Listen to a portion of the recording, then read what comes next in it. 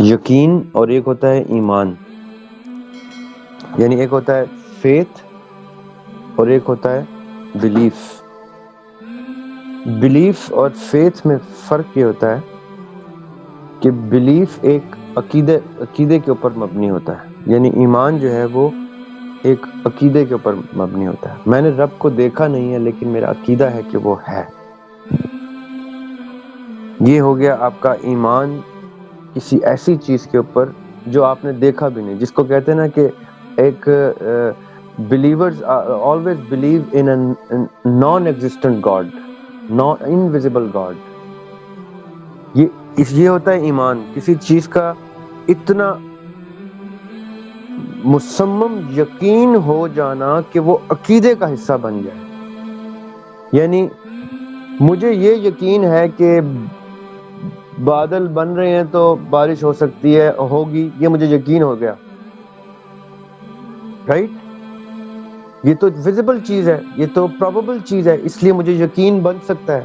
لیکن ایک ایسا یقین جو ویزیبل کو بھی کراس کر دے, پروبیبل کو بھی, کیلکولیٹیبل کو بھی کراس کر دے, جو کسی بھی میتھمیٹکس کو بھی کراس کر کے اوپر چلا جائے, اس سے بیونڈ جو یقین کی باؤنڈری کو کراس کر دے, وہ عقیدے کا حصہ بن جاتا ہے, وہ آپ کا ایمان ہو جاتا ہے اس کے اوپر. یعنی میں اگر اپنے بھائی پہ, اپنی بہن پہ, اپنے والد صاحب پہ, والدہ پہ یقین کرتا ہوں کہ وہ میرے لیے اچھا ہی سوچ رہی ہوں گی, تو یہ تو یقین مجھے 30-40 سال کی زندگی میں بنا.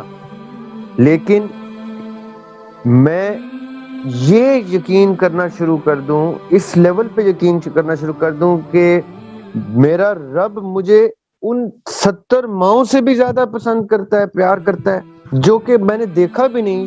میں نے تو اپنی ماں کی محبت دیکھی ہے, میرا یقین تو ویزیبل پہ ہے. جیسی میں نے کہا نہیں, مجھے پتا ہے کہ میرا رب مجھے ان 70 ماؤں سے بھی زیادہ, تو یہ امپاسبل ٹو بلیو ہے, کیونکہ میری ماں سے زیادہ پیار مجھے کوئی بھی نہیں کر سکتا. اور اگر میں پھر بھی کرتا ہوں کہ رب مجھے میری ان 70 ماں کو ملٹیپلائڈ بائی 70, میں تو 2 ماں ہی نہیں پکچر کر سکتا. ایک میری ایک ماں نے مجھے اتنا ہی محبت دی ہے کہ وہ میں کاؤنٹ ہی نہیں کر سکتا. تو جب میں 70 ماؤں کو امیجن کروں گا تو یہ میرا عقیدہ ہی ہو, یہ میرا ایمان ہی ہو, تو یہ مجھے بلیو کرا سکتا ہے, ورنہ یقین کی پاسبلٹی میں یہ چیز آ ہی نہیں سکتی. یعنی یہ پھر اب اتنا اگر کسی کو یقین ہو جائے تو وہ ایمان ہی ہو سکتا ہے, وہ عقیدہ ہی ہو سکتا ہے, ورنہ وہ بیان نہیں کیا جا سکتا, ڈسکرائب نہیں کیا جا سکتا. ایمان میں اور یقین میں یہ فرق ہے.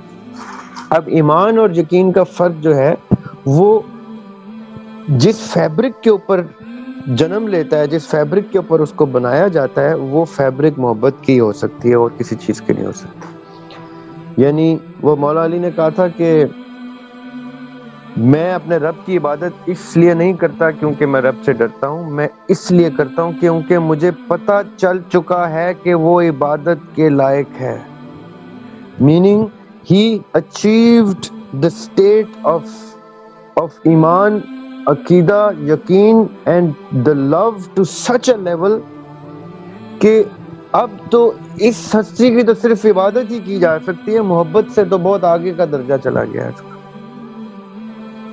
یعنی محبت مجھے اپنی ماں سے اتنی ہے کہ جتنی شاید کسی کو بھی ہو سکتی ہے, لیکن میں اس کی عبادت نہیں کر سکتا, مجھے رب کی ذات روک لیتی ہے. اس کا مطلب ہے کہ میں نے رب کو اپنی ماں سے زیادہ امپورٹنس دے دی. یہ جیسے ہی میں نے کر لیا تو اس کا مطلب ہے کہ میں ایمان کی باؤنڈری کے اندر انٹر ہو گیا ہوں, اب میں ایمان والا ہو گیا ہوں. اب ایمان کے تقاضے پورے کرنے میرے اوپر واجب ہو گئے ہیں. اب میں نے عبادت کے تقاضے خشوع پورا کرنا ہے. اب میں نے اصول اور ضوابط اسلام یا جس عقیدے سے بھی میں بلیو کر رہا ہوں اس کو پھر میں نے اپنے اوپر طاری کرنا ہے. یا تو میں ترک کر دوں, میں مانوں ہی نہ, میں اپنی امی کی خدا نہ خواستہ نعوذ باللہ عبادت شروع کر دوں, یا اپنے والد صاحب کی, یا اپنے کسی ٹیچر کی, یا کسی بت کی, یا کسی.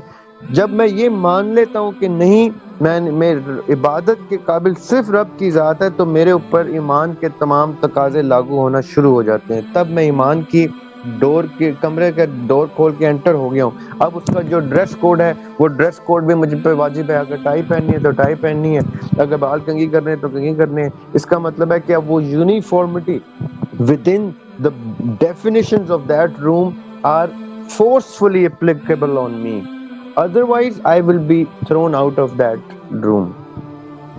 اب وہ جو یونیفارمٹی ہے وہ نماز کی بھی پابندی مانگتی ہے آپ سے، وہ روزے کی بھی مانگتی ہے، وہ باقی دیگر عبادات کی، وہ حسن اخلاق کی، حسن سلوک کی، وہ زکوٰۃ کی، خیرات کی، وہ ہر اس چیز کی، جہاد کی، تبلیغ کی، وہ ہر چیز کی ڈیفینیشن پوری مانگتی ہے۔ اگر آپ اس پہ پورا نہیں اترتے تو آپ اس باعزت اس دروازے سے باہر چلے جائیں، ورنہ بے عزت ہو کے دوسرے دروازے سے نکال دیا جائے گا۔ تو بہتر ہے کہ آپ اس کمرے میں آئیں نا، اگر آتے ہیں تو پھر اتنے خوبصورت طریقے سے اس کمرے میں رہیں کہ آپ کو وہاں پہ باقاعدہ ایک کرسی عنایت ہو، جہاں پہ آپ فخر سے، عزت سے، احترام سے بیٹھ کے کہیں کہ ہاں میں اس کمرے کے تمام اصول و ضوابط پر پورا اترتا ہوں۔ یہ وہ جو پورا اترنے کا پروسیس ہے اس کمرے میں، وہ پروسیس بیان کر دیا گیا ہے، کیونکہ آقا علیہ السلام اپنی ہستی کی صورت میں، اپنی سیرت کی صورت میں ہمارے لیے وہ تمام تر اصول و ضوابط پریکٹس کر کے طریقت کے ساتھ چھوڑ گئے ہیں۔